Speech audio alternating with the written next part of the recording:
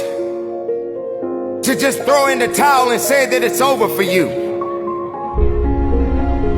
Ladies and gentlemen, you got to understand that the reason that you are existing in this world right now is because you have things that must be done, and only certain people are qualified to take it to the level that it needs to be taken to.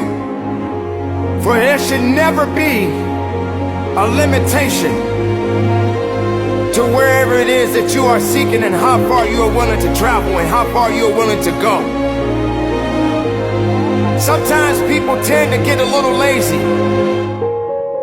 Sometimes people like to put themselves in this little bitty box and just say that they are okay with where they are.